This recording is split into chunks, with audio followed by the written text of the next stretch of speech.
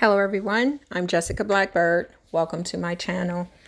If you are subscribed, I sincerely want to thank you for your subscription and for watching my videos. If you are not subscribed, please hit the red subscribe button and hit the like button and share this video. You guys, this is a very sad story that I came across this morning, and this happened. It was an accident, of course, but the reason why this happened was because someone was driving drunk. This happened in 2018, and the woman who caused the accident and caused 4 fatalities, all from the same family, 2 sisters and cousins, she was only given 4 years in prison after taking 4 lives. That is what makes this a story, you guys, because accidents happen all the time. To me, it's still an accident, even though she chose to drive drunk. I'm pretty sure that a person who is driving drunk isn't planning on killing other people. They're taking a chance. I mean, it can always happen, but it's an accident, but still it's her fault. So, you guys, what makes this a story is that she only got 4 years sentence.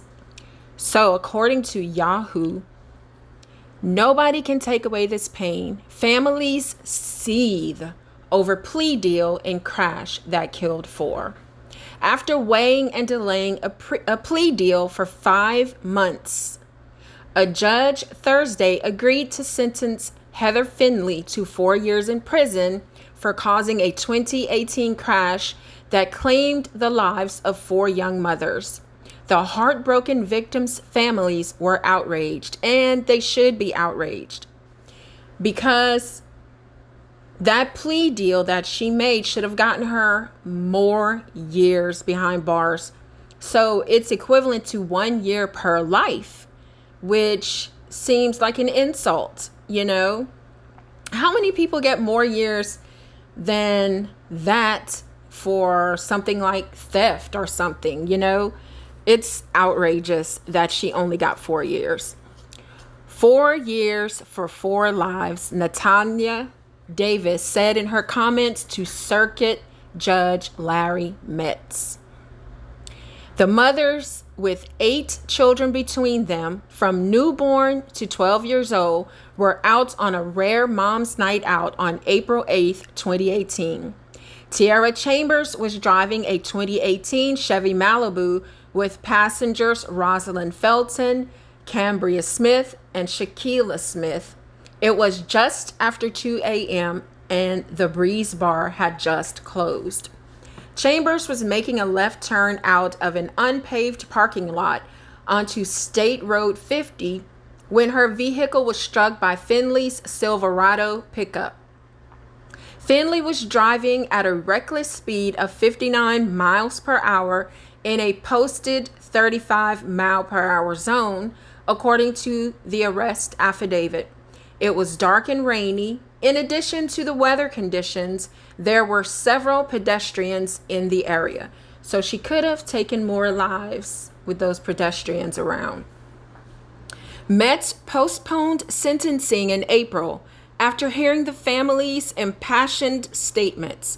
On Thursday, he said he felt better about the negotiated plea after ordering a pre-sentence investigation and receiving new information.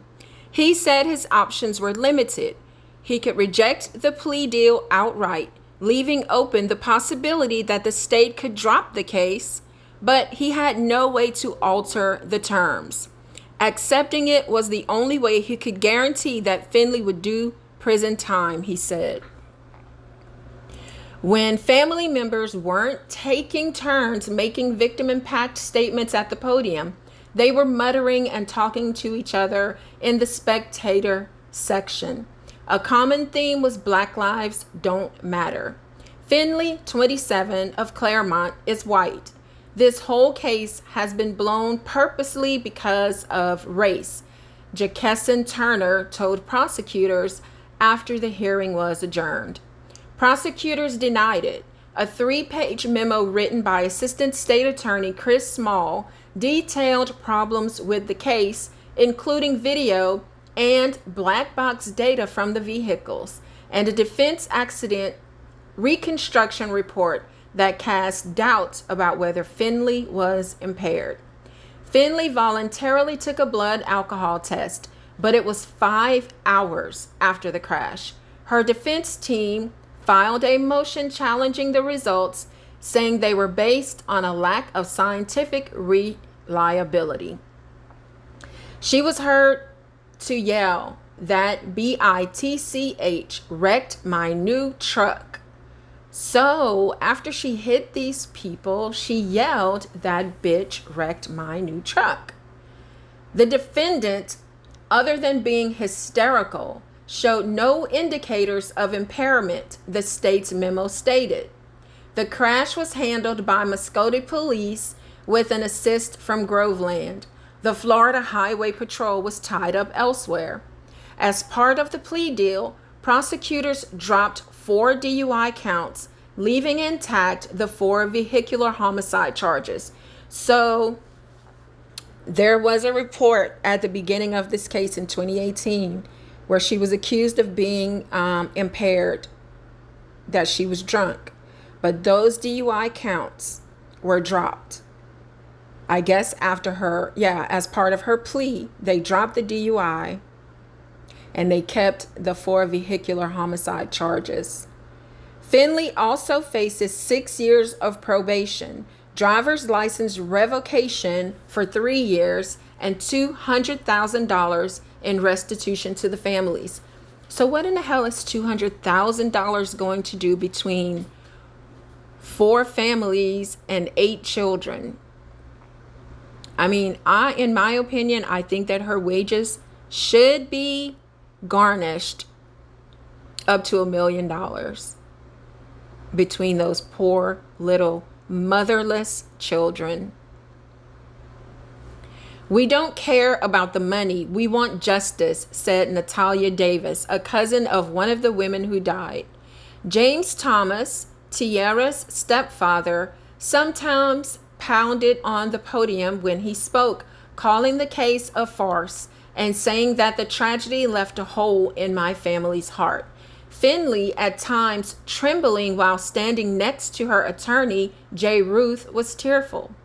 Thomas called them hollow tears and said, "I have no pity for that." He said she will eventually get her driver's license back so she can do it again. Finley spent a total of 8 hours in jail, he said. She had 4 years to live. I guarantee she celebrated her birthday. She celebrated Christmas, Thanksgiving. She celebrated her family's activities while we sat in a holding pattern, waiting to start our healing. He said his wife gave up her career. Her life was turned upside down. I wake up to the nightmares she endures. Nobody can take away this pain. Tiara's mother showed the judge a photo of her daughter when she spoke of her loss, and she sobbed uncontrollably as Finley was led out of the courtroom in handcuffs. Family members also blasted the state's attorney's office for not going over all the evidence and not giving them a say about the plea deal.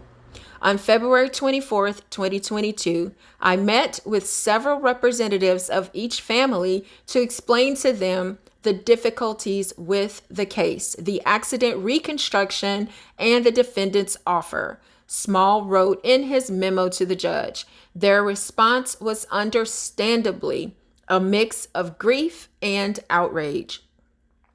He said he has since worked with family members to help them understand the agreement. Heather's father, Scott Finley, said, "I would like to truly apologize. We're all victims of this tragic accident." He said Heather will work hard to make restitution. And you guys, I agree with him that they're all victims of her failed judgment, because her family is going to worry like crazy while she's in prison, because this was an accident involving a white person and Black victims, she may face hard times in prison from, people who want to harm her. So her family, they are victims also. They're not losing her. She will be back to, with them. And it doesn't compare to the other families who lost forever their loved ones. Those children are without their mothers. It doesn't compare, but they are in some degree victims to her family. Heather Finley also spoke. I'm so sorry, and I know saying I'm sorry doesn't bring these girls back, but there's not a day that goes by that I don't think about them. I know they don't want to hear it, she said, referring to the families, but I just want to say I'm sorry. You guys, this is a tough one. It really is. Like I said, I don't think that she, was drinking and decided I'm going to go out and kill somebody. I don't think at all anyone actually feels that way when they're, drinking. Maybe she didn't even know that she was impaired, but let's not speak about that part anymore because those charges were dropped during her, as part of her plea deal. It's not saying that she was not impaired. It's just that part of the plea deal, that part was dropped. But because of that, like I said earlier, that is the reason, the biggest reason, in my opinion, that the accident happened. And the biggest reason, in my opinion, why those 4 women, not girls, women, were killed.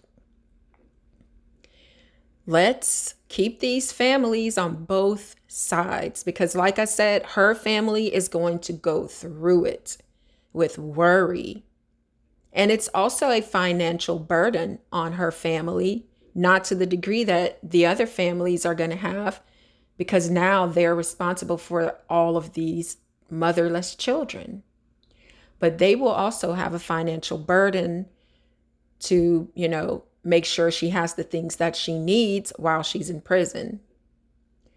It's a bad deal all the way around. But let's please just always keep these poor babies in prayer. Lift them up. I really believe in prayer, you guys. It has brought so many people that I know, including myself, through so many things. This is just a heartbreaking story.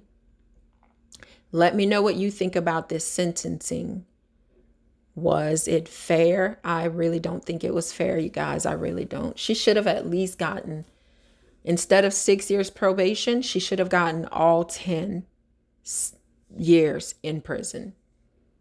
That is my opinion.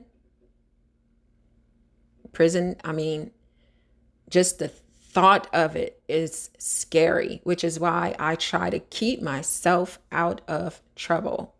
I never want to face that, as I'm pretty sure many of you never want to face it. But accidents happen, and we have to be accountable for the things that we do. Deciding to drink and drive will put you and other people in situations that have lifelong effects. Let's talk about this in the comments.